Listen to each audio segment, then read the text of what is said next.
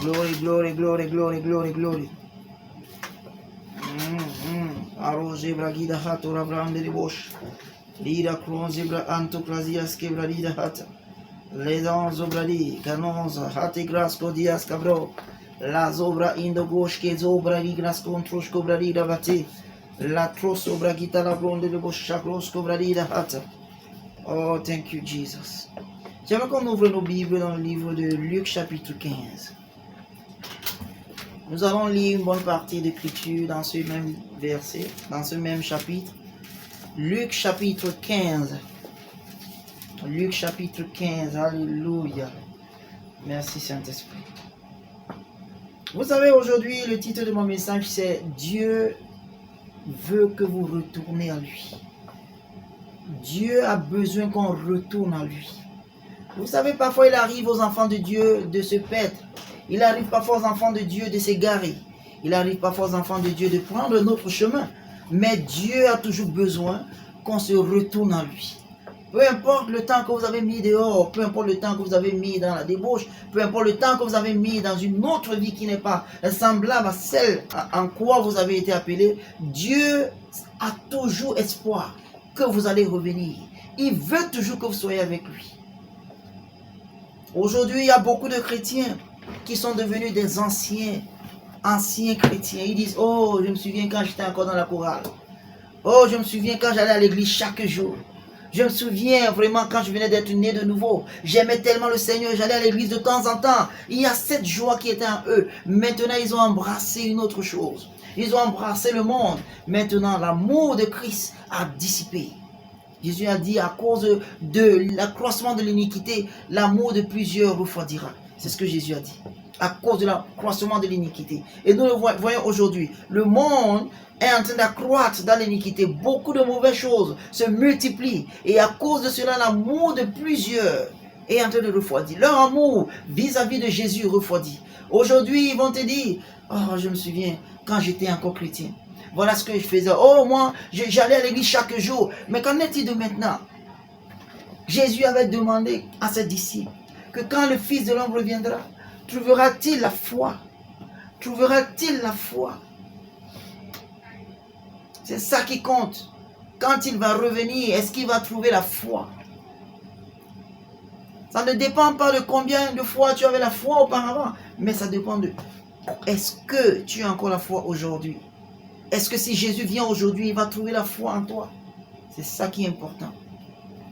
C'est pourquoi nous devons garder nos cœurs avec toute diligence.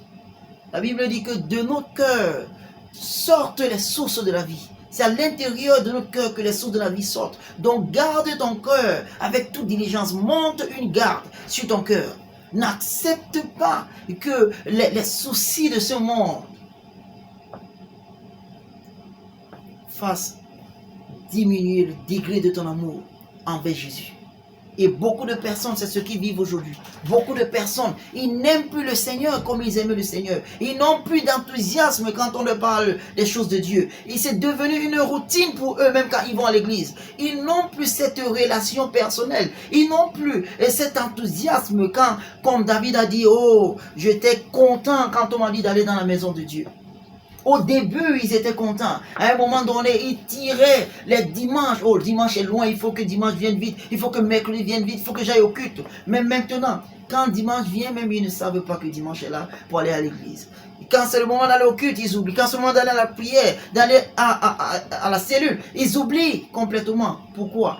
L'amour a diminué. Et ils ne le savent pas. Jésus a dit, il faut te jauger pour savoir si tu es encore dans la foi. Parce qu'il peut s'avérer que tu n'es plus dans la foi sans le savoir. Dieu, la Bible nous dit qu'il ne tient pas compte de nos péchés.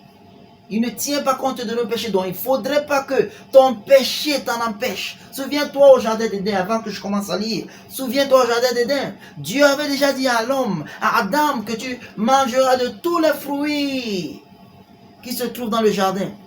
Mais le fruit qui est au milieu du jardin, le fruit de la connaissance du bien et du mal, tu n'en mangeras pas. Car le jour où tu mangeras, tu mourras.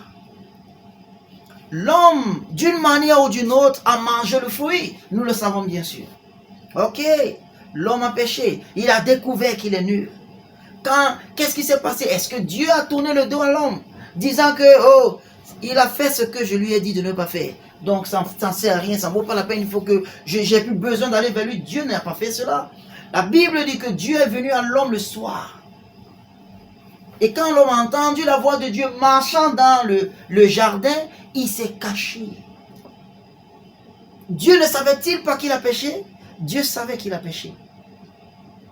Dieu savait qu'il a péché. C'est toujours l'homme qui s'est enfoui de la présence de Dieu. C'est toujours l'homme qui s'est caché de Dieu après avoir commis une erreur. Dieu a toujours besoin de te recueillir. Écoute, quand tu fais une erreur, il ne faut pas que ton erreur te retienne là où tu es. C'est pourquoi la Bible dit que maintenant le péché n'aura plus de domination sur nous. Le péché ne doit plus avoir la domination parce que le péché est au-delà de l'acte que tu commets. La condamnation, l'autocondamnation que tu te donnes à cause de ce que tu as fait est encore plus pire que le péché lui-même que tu as commis. C'est pourquoi il ne veut pas que tu sois retenu dans la servitude à cause de ton péché. C'est pourquoi il veut que tu vives une vie qui est assez élevée au-delà de ces niveaux. Parce que plus tu te culpabilises, plus tu n'as plus même la force de prier, plus tu n'as plus la force d'avoir cette communion sainte avec le Saint-Esprit parce que tu te dis que tu n'es pas digne. Tu te dis que tu n'es pas digne. Mais notre Dieu est tellement miséricordieux. La Bible dit que pendant que nous étions encore pécheurs, Christ est mort pour nous. Christ n'était pas mort pour nous parce que nous étions justes. Il est mort pour nous parce que nous étions encore pécheurs. Parce que nous étions encore pécheurs. Il est mort pour nous. Et il nous a aimés avec un amour éternel. Pendant que nous étions encore pécheurs, à plus forte raison maintenant que nous avons été justifiés en lui. Donc frères et sœurs, rien ne devrait vous empêcher de pousser l'évangile de Jésus-Christ. Rien ne devrait vous empêcher de faire avancer la parole de Dieu, le royaume de Dieu. Rien. Je dis rien. C'est pourquoi la Bible dit que qui me séparera de l'amour de Christ? Est-ce que c'est l'épée? Est-ce que c'est la nudité? Est-ce que ce sont les femmes? Qu'est-ce qui va me séparer de l'amour de Christ? Rien ne devrait et rien ne pourra. Parce que lui, il vous aime tel que vous êtes. Le problème, c'est qu'il faut que vous appreniez à vous occuper de ces affaires. Plus vous vous occupez des affaires de Dieu, Dieu s'occupera de vos affaires. La vie est aussi simple. L'homme, son premier jour d'ailleurs, ce fut le 7e jour. L'homme a été créé au 6e jour. Mais le premier jour de l'homme fut le 7e jour, c'est-à-dire le jour de repos. L'homme, sa première fois qu'il voit le jour, c'était le repos. Il a trouvé Dieu dans son repos. Donc si Dieu est éveillé pour toi, ça veut dire qu'il faut que tu dormes. C'est très profond ce que je viens de dire. Si Dieu est éveillé pour toi, ça veut dire qu'il faut que tu dormes. Il faut que tu le laisses. La Bible dit, humilie-toi donc sur la main puissante de Dieu, afin qu'il t'exalte au temps convenable. Dieu a besoin d'exalter, mais il y a un temps convenable. Il faut que tu t'humilies dans sa main puissante. Donc, Dieu a besoin de ton retour. Il a besoin que tu fasses un retour. Dans Luc chapitre 15, ouvrons nos Bibles maintenant. Au verset 4. La Bible dit, Jésus dit, quel homme entre vous, s'il a 100 brebis et qu'il en perde une, ne laisse pas les 99 autres dans le désert pour aller après celle qui est perdue jusqu'à ce qu'il la retrouve. Qui? Il est en train de nous faire comprendre que Dieu, ayant tous les enfants qu'il a, si une seule petite brebis se perd, Dieu a la volonté de tout laisser pour seulement aller à la recherche de celui-là qui est perdu. Il a besoin que tu reviennes. Tu as plus de valeur. Lisons, continuons la lecture. C'est-à-dire, celle qui est perdue, soudainement, reçoit plus de valeur devant Dieu que les 99 autres qui sont là. Au verset suivant, il dit, lorsqu'il a retrouvé, il la met avec joie sur ses épaules. Et de retour à la maison, il appelle ses amis et ses voisins et il leur dit, réjouissez-vous avec moi, car j'ai retrouvé ma brebis qui était perdue. Ça veut dire que il y aura de la joie. Alléluia. Verset 7, il dit de même, je vous le dis, il y aura de la joie dans le ciel pour un seul pécheur qui se repent. Alléluia. Que que pour 99 justes qui n'ont pas besoin de repentance. Alléluia. Il y aura de la joie dans le ciel pour une seule âme qui se repent. Que 99 justes qui n'ont pas besoin de repentance. Dieu est après les âmes perdues. Jésus a dit, je suis venu chercher les âmes perdues. Il est venu pour ça. Il était venu chercher. Jésus était venu chercher. Mais aujourd'hui, la plupart des chrétiens, ils restent carrément chez eux. Ils font rien. Les âmes ne te trouveront pas dans ta chambre. Les âmes ne te trouveront pas là où tu es. Tu dois aller chercher. Parce qu'il y en a beaucoup qui sont perdus. Jésus-Christ à la prière, quand il priait au Père, dans le livre de Jean chapitre 17, qu'est-ce qu'il a dit dans sa prière? Il dit, Père, des 12 que tu m'as donnés, je n'ai perdu aucun, excepté ou alors sauf le fils de la perdition, afin que les Écritures s'accomplissent. Il dit, Père, des 12 que tu m'as donnés. Il a reconnu que les 12 disciples qu'il a eu, c'est Dieu qui l'a donné ces 12 disciples. Et il dit, Père, des 12 que tu m'as donnés, je n'ai perdu aucun, sauf le fils de la perdition, afin que les Écritures s'accomplissent. Donc Jésus a gardé jalousement les 12 qu'il a eu. Il ne voulait pas en perdre une. C'est pour te dire combien est-ce que Dieu nous chérit, combien est-ce que Dieu nous aime. Il n'a pas besoin de nous perdre. Il ne veut même pas que nous nous égarons. Et même quand il arrive qu'on s'égare, Dieu attend. Il s'attend tellement à ce qu'on nous revenions. Ne te dis pas, oh, j'ai tellement fait de mauvaises choses. Oh, je suis allé très loin. Non, ça ne vaut pas la peine de revenir. Non. Reviens comme tu es. Dieu t'attend à bras ouverts. Il a besoin de toi. Il y aura de la joie dans les cieux. Je le relis, verset 7. Il dit de même, je vous le dis, il y aura plus de joie dans le ciel pour un seul pécheur qui se repent que pour 99 justes qui n'ont pas besoin de la repentance. Jésus est en train de dire comment est-ce que si tu as quelque chose de précieux, même s'ils sont nombreux, et que tu perds une, tu vas tout laisser pour aller chercher ce que tu as perdu. Comment est-ce que c'est important que tu espères retrouver cette chose-là que tu as perdue? Tu espères retrouver cette chose. C'est pourquoi j'ai dit, Dieu s'attend à ce que nous revenions. Nous allons rapidement, et j'aimerais qu'on aille directement au verset 11. Là, Jésus était en train de dire, il donnait des exemples au sujet de combien est-ce que la chose perdue est souvent plus importante aux yeux du propriétaire. Jésus était en train de dire ça. Et que c'est la même chose avec Dieu. Dieu a acheté tout. Tout le terrain appartient. Tout le monde entier appartient. Alors la Bible dit que sa volonté n'est pas qu'une seule âme se perde. C'est d'ailleurs pour cela que Jésus-Christ attend aussi longtemps parce qu'il espère qu'il y aura encore beaucoup d'autres âmes qui viendront dans le royaume. Jésus s'attend à ce que nous gagnions plus d'âmes. Nous sommes les agents. Nous sommes ces agents ici sur terre pour qu'on gagne plus d'âmes. Donc c'est pourquoi il tarde. Il tarde parce qu'il veut que beaucoup de personnes viennent dans le royaume de Dieu, soient sauvées. Amen. Donc au verset 11, il dit encore, un homme avait 2 fils.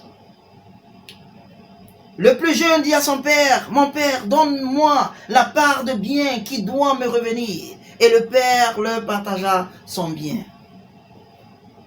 Peu de jours après, le plus jeune fils, ayant tout ramassé, partit pour un pays éloigné, où il dissipa, écoutez bien, où il dissipa son bien en vivant dans la débauche. Le plus jeune frère, c'est lui qui est venu vers le Père. Père, partage-moi les biens, donne-moi tout ce qui doit me revenir. Le Père fait la même chose. Et maintenant la Bible dit qu'il a tout pris, tout, il n'a rien laissé derrière. C'est dangereux. C'est dangereux de tout prendre. Il a tout pris, ce qu'il avait. Tout ce qui appartenait, il a tout pris. Et la Bible dit qu'il est allé dans un pays aussi éloigné. Et il a dissipé tout son bien en vivant dans la débauche. Ça fait pitié. Écoutez verset 14, il dit, lorsqu'il eut tout dépensé, dépenser ici c'est le même mot comme gaspiller. C'est le même mot qui explique gaspiller. gaspillé, bousillé, consommé. La Bible dit que lorsqu'il eut tout dépensé, une grande famine survint dans ce pays et il commença à se trouver dans le besoin. C'est pourquoi vous devez faire attention parfois. À cause de vous, j'ai dit à cause de vous, à cause de vos erreurs, votre entourage peut être frappé. Avant qu'il ne dépense tout, le pays était dans la prospérité. Mais dès qu'il dépense tout, une grande famille survint dans le pays. C'est pas un hasard. Avant qu'il ne dépense tout, le pays était dans la prospérité. Tout se passait bien dans la prospérité, dans le pays. Mais quand il a fini de tout dépenser, une grande famine est venue dans le pays. Qu'est-ce qui s'est passé? Il y a des gens avec qui vous vous associez, en qui Dieu a déterminé, qui vont apprendre une leçon. Parce que dépenser, écoutez, dépenser est différent de s'aimer. Quand on dit tu as tout dépensé, ça veut dire que tu as mis ça sur toi. Et tout ce que tu mets sur toi, ce sont des dépenses. Mais ce que tu donnes aux autres, ce que tu mets dans la vie des autres, c'est une semence, c'est un investissement. Mais tout ce que tu mets sur toi, ce sont des dépenses. Parce que c'est pour ton plaisir. Maintenant, la Bible dit que ce gars, il a dissipé tous ses biens en vivant dans la débauche. En vivant dans la débauche, ça veut dire qu'en réalité, il a tout dépensé. Et quand tu dépenses, tu n'as pas de récolte. Parce que tu as dépensé. Mais quand tu sèmes, tu attends à ce que la moisson vienne. Il n'a rien sémé. Il a tout dépensé pour son bien. Vivant dans la débauche. C'est dangereux de tout dépenser. La Bible dit qu'il a tout dépensé. Il a d'abord pris tout ce qu'il avait et il a tout dépensé. Et quand il a tout dépensé, la famine est survenue dans le pays. Il y a des gens avec qui, aussi longtemps que vous êtes associé à cette personne, votre prospérité ne va jamais arriver. Jamais. Parce que, cette personne est en train de puiser quelque chose. Et Dieu sait que si il vous relâche les finances dont vous attendez, vous allez être obligé de donner à ce garçon-là. Vous allez être obligé de combler le vide qui est dans sa vie. Alors Dieu dit non, j'attends. Aussi longtemps qu'il est avec lui, j'attends.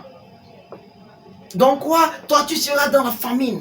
Comme le pays a eu la famine à cause de ce garçon. Parce que quand il eut tout dépensé, le pays est rentré dans la famine.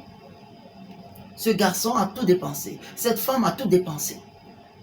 Elle est en train de purger une peine. Elle est en train de subir une leçon. Alors pendant ce moment de leçon, tous ceux qui sont autour d'elle voudront l'aider. En ce moment, elle ne pourra plus apprendre. Parce que tous ceux qui sont autour d'elle vont vouloir peut-être l'aider. Alors qu'est-ce que Dieu veut? Dieu, il va falloir que tous ceux qui sont autour d'elle, qui ont la volonté de l'aider, Dieu va faire en ce que ces gens-là, d'une manière ou d'une autre, qu'ils soient limités financièrement afin de ne pas pouvoir aider ce garçon.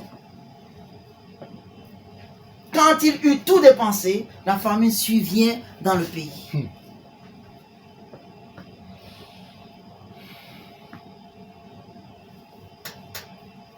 Alors, verset 15, la Bible dit, il alla se mettre au service d'un des habitants du pays, qui l'enleva ou bien qui l'envoya dans ses champs garder ses pourceaux. Regardez un digne enfant dont le papa a tout. Maintenant, il est en train de vivre en deçà de ses qualités, en deçà de son potentiel. Ça ne se passe pas aujourd'hui avec les enfants de Dieu qui vivent au-dessous de leur potentiel, qui Dieu les compare comme des aigles, qui peuvent changer, qui peuvent devenir jeunes à tout moment, mais ils vivent toujours en deçà de leurs capacités.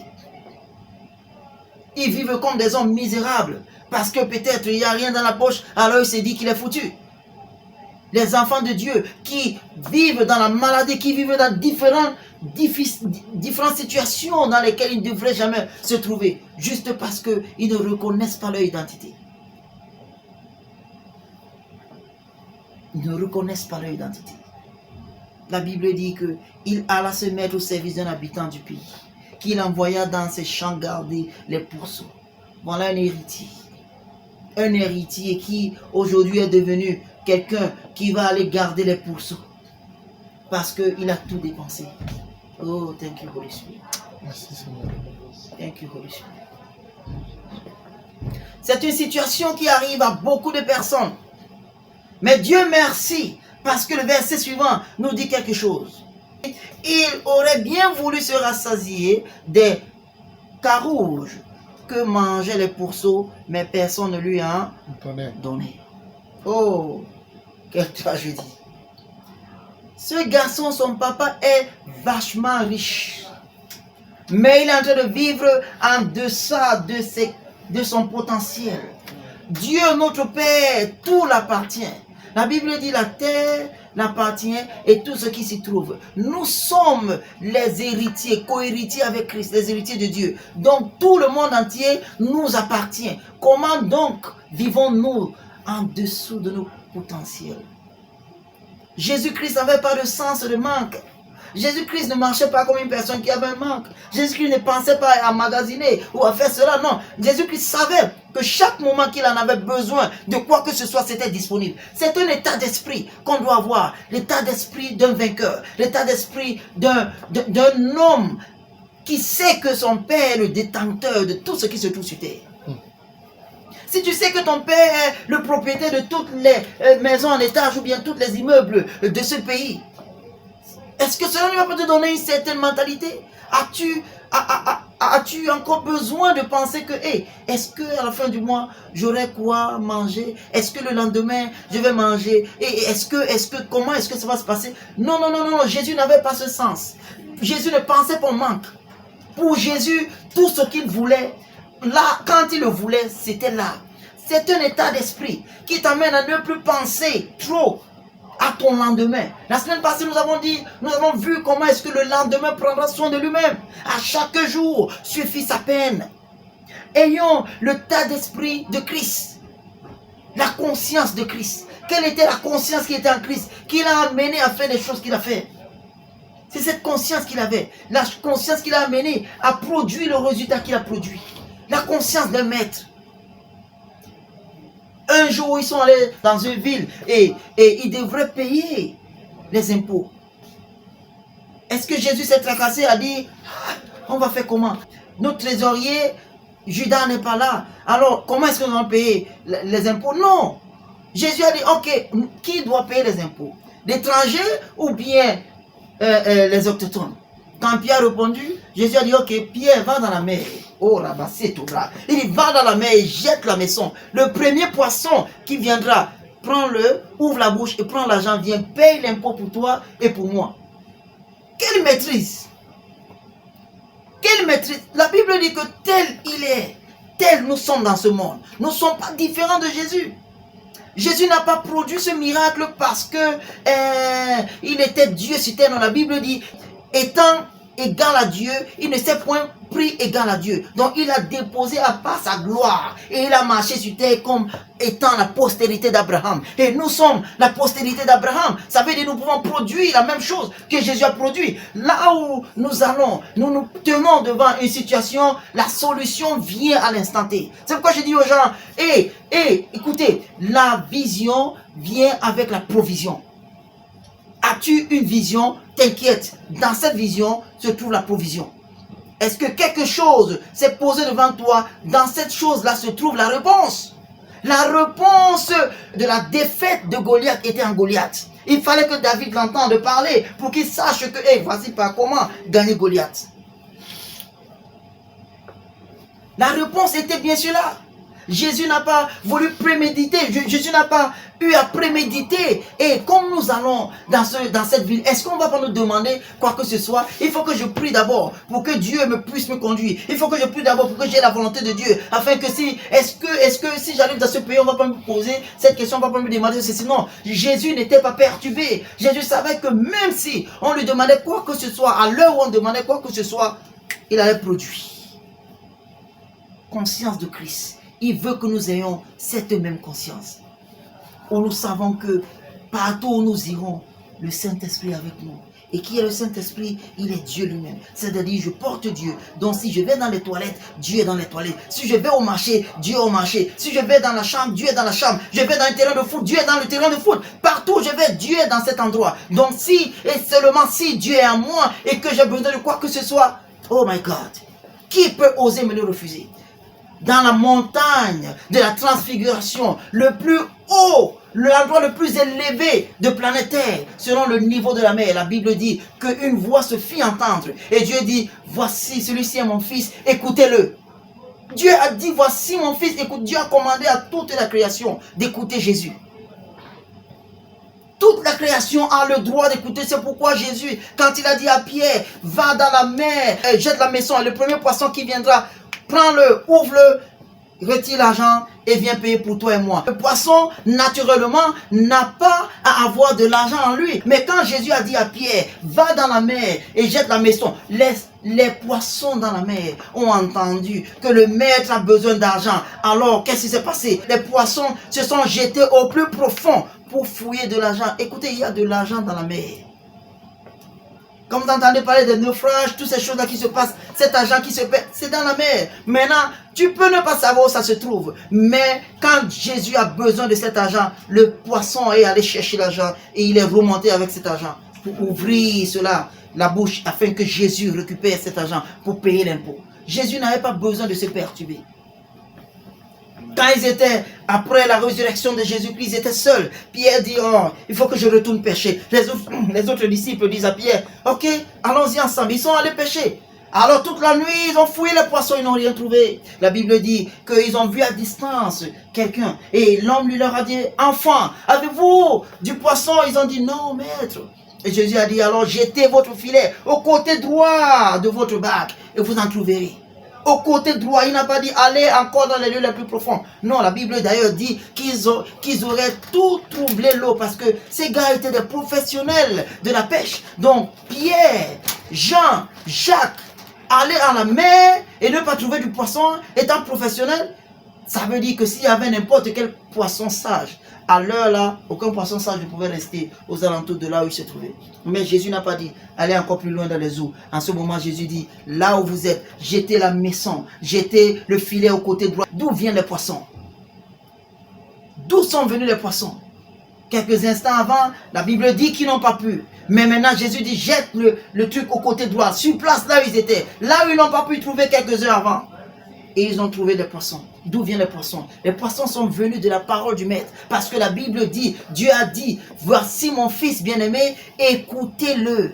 Donc toute la création a été commandée d'écouter Jésus-Christ. Si la création a été commandée à écouter Jésus-Christ et que Jésus-Christ a prouvé que toute la création l'écoute, il a parlé aux aveugles, les aveugles ont compris, il a parlé aux sourds, les sourds ont compris, il a parlé aux muets, les muets ont entendu, il a parlé à toute situation, il a parlé même au figuier, le figuier a entendu, il a parlé aux morts, les morts se sont relevés.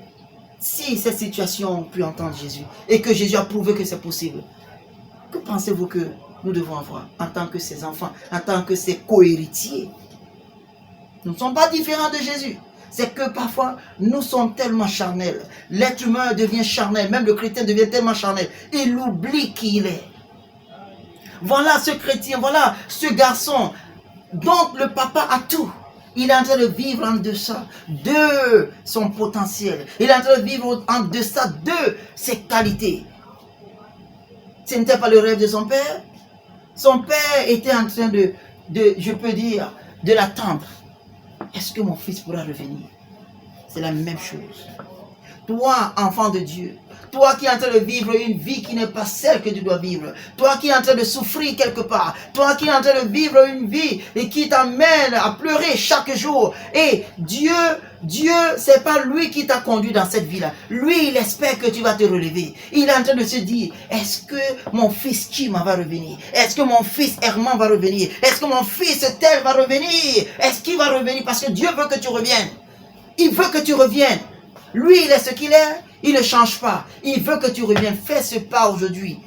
Verset 17. Regardons le verset 17. Le verset 17 dit, étant rentré en lui-même. Ça veut dire que toutes les fois que le garçon était en train de bousiller, était en train de vivre dans la débauche avec les femmes, avec les ceci, il n'était pas en lui-même. La Bible dit, il n'était pas en lui-même parce qu'au verset 17 dit, étant rentré en lui-même. Si la Bible dit que étant rentré en lui-même, ça veut dire qu'il n'était pas en lui-même. Donc tout ce qu'il a fait bien avant, il n'était pas en lui-même. Donc verset 17, étant rentré en lui-même, il se dit, l'introspection, il se dit, combien de mercenaires? C'est comme ça que tout un chacun doit se dire. Est-ce que tu peux parfois rester comme ça dans ta chambre seule? Tu reviens à toi-même et dis-toi que, mais je suis un chrétien. Mais Abraham a marché avec Dieu. Et Abraham était riche en toutes choses. Je suis un chrétien. Salomon a marché avec Dieu. Il était riche en toutes choses. David était riche en toutes choses. Je suis un chrétien. Jésus n'a jamais rien manqué. Les apôtres ne manquaient rien. Mais je suis un chrétien. Pourquoi pour moi veut être différent? Reviens à toi-même et regarde cette vérité. Et dis-toi que non, je retourne chez mon Père. Peut-être j'ai dérapé. Peut-être je ne suis plus en train de marcher dans la voie de mon Père. Peut-être je ne suis plus là où je devrais être. Donc je dois faire un retour. C'est toi qui dois faire ce retour. Il n'enverra pas les jets privés te récupérer. Non, fais ce retour. Parce que apparemment, tu t'es trouvé là où tu ne devais pas te trouver. Donc quoi? Fais le retour. La Bible dit ici que, étant rentré en lui-même, il se dit, combien de mercenaires chez mon Père ont du pain en abondance. Et moi ici, je meurs de faim. Je me lèverai, dit-il, j'irai vers mon Père. Et je lui dirai, mon Père, j'ai péché contre toi. La repentance. La repentance. La repentance commence toujours par les remords. Où tu te rends compte que non, là où tu as été, ce n'était pas là où tu devrais être. Non, ce que j'ai fait, c'est parce que je devais faire. Père, je suis désolé. Je suis désolé. Pardonne-moi, je reviens. La repentance. Le gars dit, hey, mon Père, j'ai péché contre le ciel, pardon, et contre toi.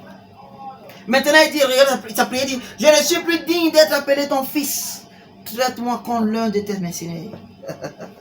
Oh, Rabasata. Voilà un fils qui ne maîtrise pas son père. Voilà un fils qui ne connaît pas son père. Parce que s'il savait combien l'amour de son père est si grand pour lui. C'est pourquoi je dis aux gens souvent, l'amour du fils envers le père ne peut jamais atteindre l'amour descendant. C'est-à-dire l'amour du père envers le fils. Le père a toujours aimé le fils plus que ce que le fils l'a aimé.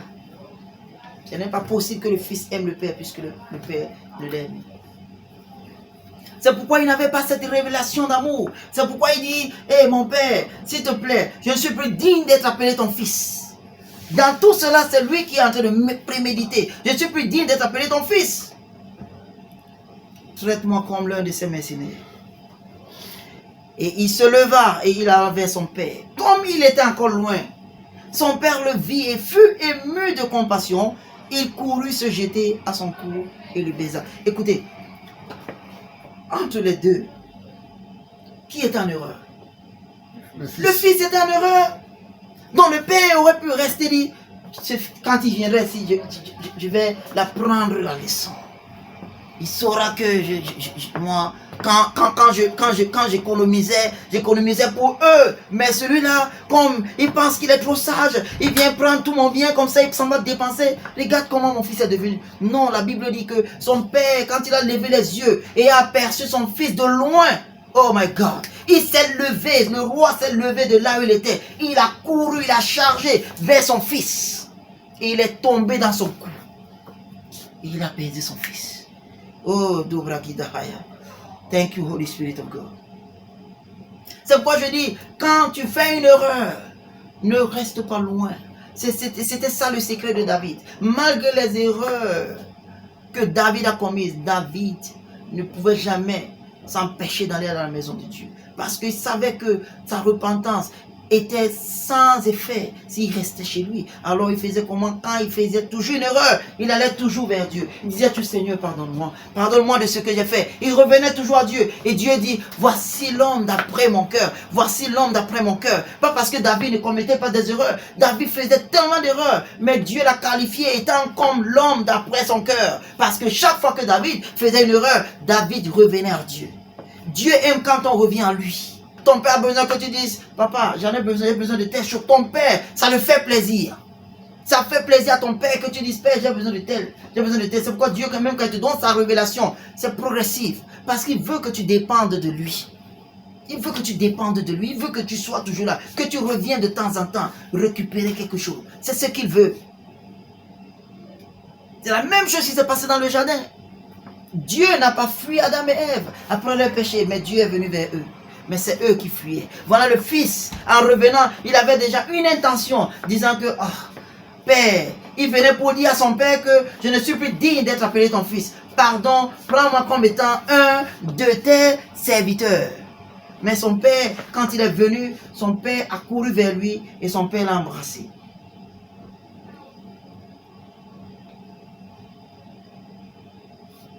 Alors le fils lui dit, mon père, j'ai péché contre le ciel et contre toi, je ne suis plus digne d'être appelé ton fils. Mais le père dit à ses serviteurs, apportez vite la plus belle robe. La plus belle robe. Qui l'a habillé? Le père. Donc quand tu fais une erreur, mon frère, ne reste pas dans ta maison à te culpabiliser. Et viens dans la maison de Dieu. C'est Dieu qui va t'habiller. C'est Dieu qui va te laver encore. Il dit, viens tel que tu es. Même Adam et Ève, qu'est-ce qui s'est passé? C'est Dieu qui les a lavés, c'est Dieu qui a tué un animal pour les habiller. C'est Dieu qui les a habillés. Mais le père dit à ses serviteurs, apportez vite la plus belle robe.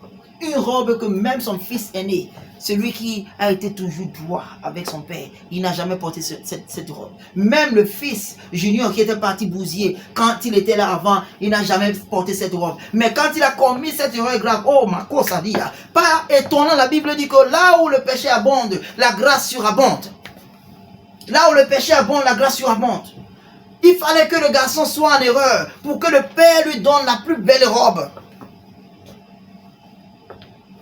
Il fallait qu'il soit en erreur pour que papa lui donne la plus belle robe. C'est très puissant ça. Thank you, Holy Spirit of God. Et il dit, apportez vite la plus belle robe et la revêtez. Il dit, mettez-lui un anneau au doigt, c'est-à-dire une bague, au doigt et des souliers aux pieds. Donc son père l'a rhabillé. Tu es l'héritier.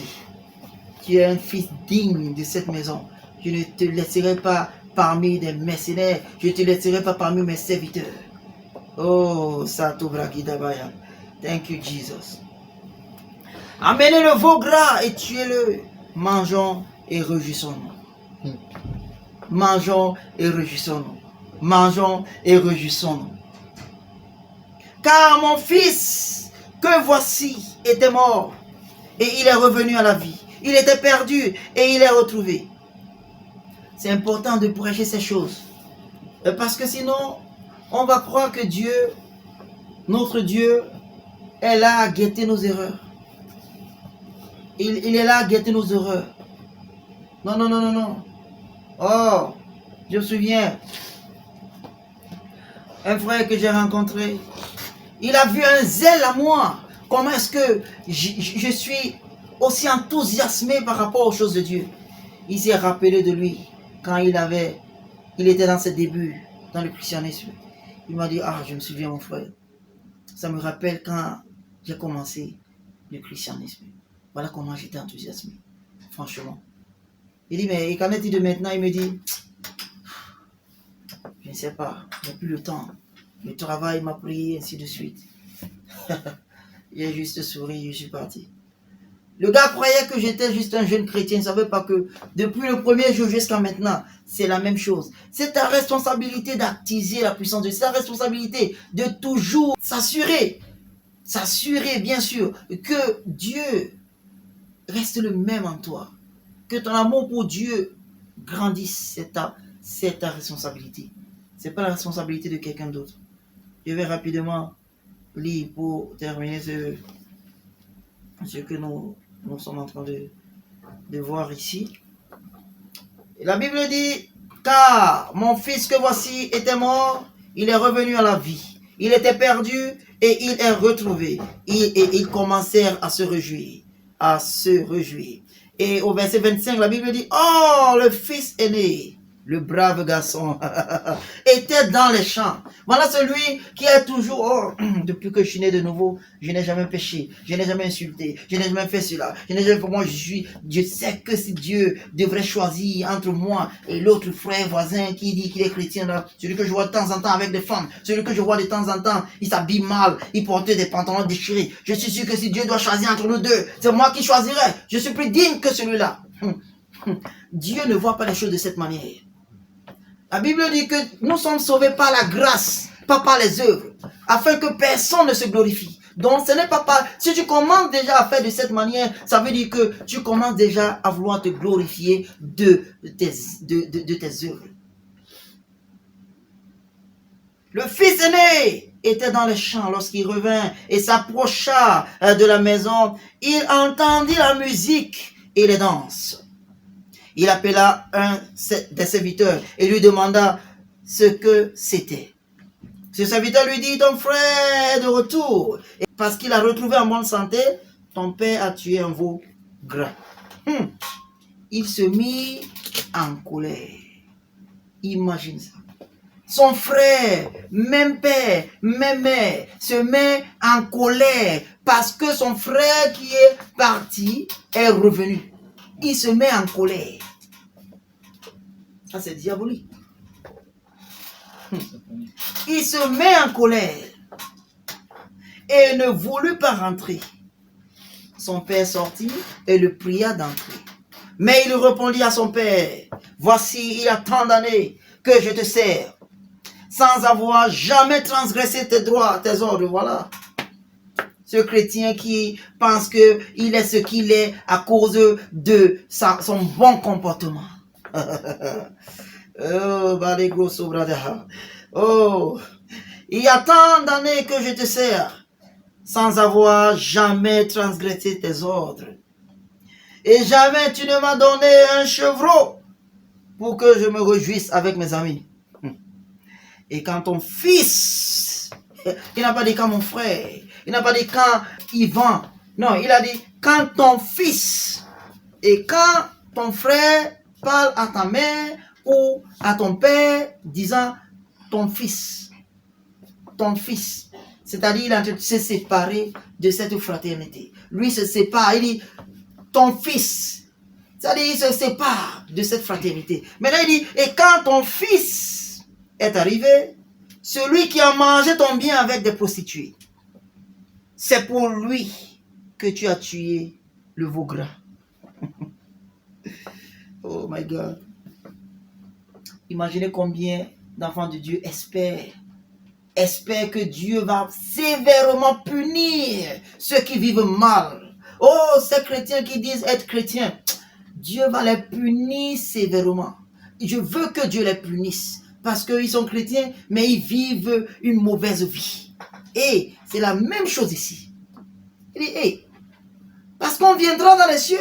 Tu seras étonné de voir cette fille-là qui était prostituée dans les cieux avec toi. Quoi? Dieu? C'est l'enfer aussi, ici, ou bien ce sont les cieux?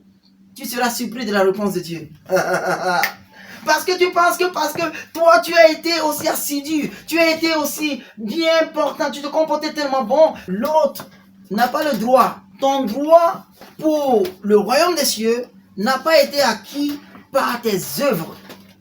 Ça a été acquis par la grâce de Dieu. Et c'est cette même grâce que ce frère ou cette sœur qui s'est mal comporté a.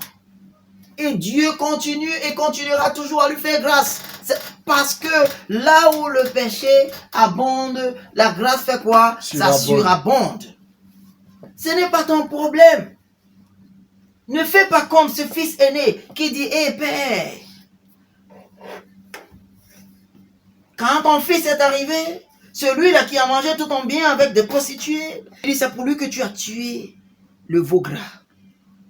Le père répondit, mon enfant, dit le père, tu es toujours avec moi et tout ce que j'ai est à toi.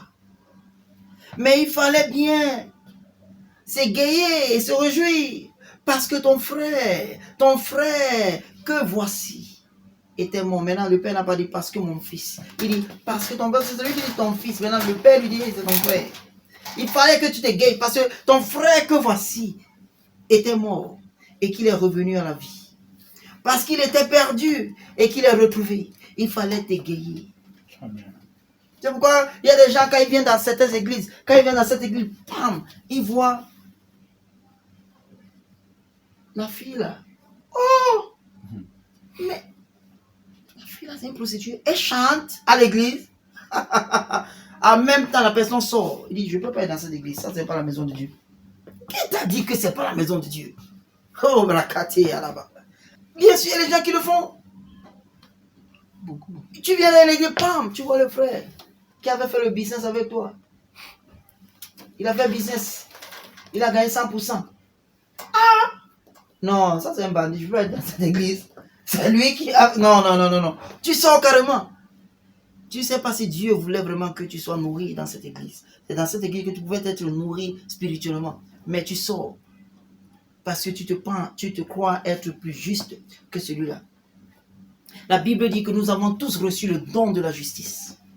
Il dit, ceux qui reçoivent l'abondance de la grâce dans Romains chapitre 5 verset 17, ceux qui reçoivent l'abondance de la grâce et le don de la justice. Le don, la justice c'est un don. C'est un don, le don de la justice. Régneront-ils par un seul Jésus-Christ? Pas par toi, par un seul Jésus-Christ.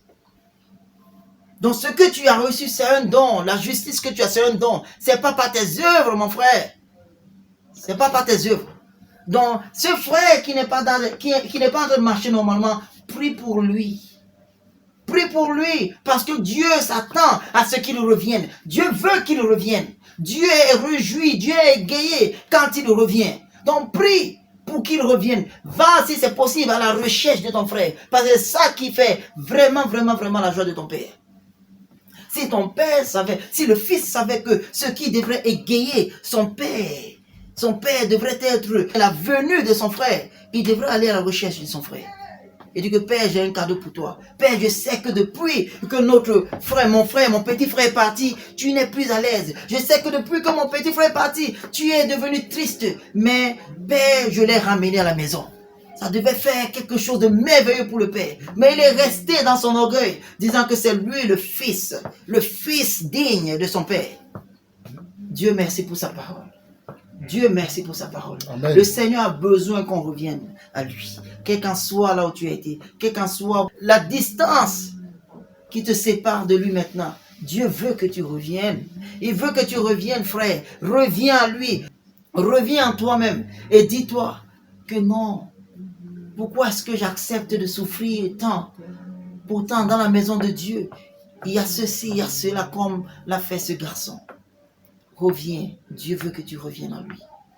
Et que personne et que rien puisse t'empêcher. Et que rien ne pense pas que tu es devenu aussi sale que Dieu ne puisse t'accepter. Non, Dieu t'aime comme tu es. Il t'aime avec un amour éternel. Et il veut que tu reviennes. Donc reviens à la maison. Ton Père t'attend. Ça sera une très grande joie qui te retrouve. La Bible dit qu'il y aura de la joie, plus de joie dans les cieux pour un seul pécheur qui se repent que 99 justes qui n'ont pas besoin de repentance. Élevons nos mains vers les cieux, élevons nos mains vers les cieux et remercions-le pour son amour, remercions-le pour sa parole.